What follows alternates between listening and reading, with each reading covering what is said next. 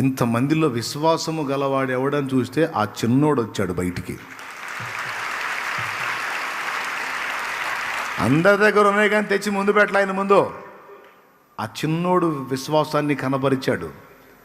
ఏమన్నా తెలుసా, ఇవి నేను ఆయనకి ఇస్తే వీటిని అవసరమైతే ఎంతమంది కడుపులు నింపటానికి ఆయన శక్తి గలవాడు. అది చేస్తాడో ఇంకొకటి చేస్తాడో ఏమైనా చేస్తాడు.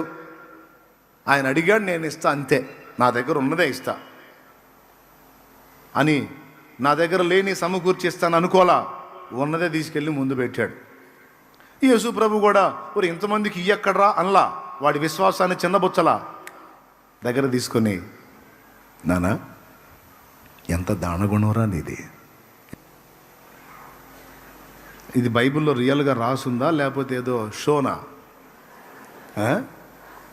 ఇది చూపించినా కూడా కొంతమందికి డౌటే, ఏమో జరిగిందా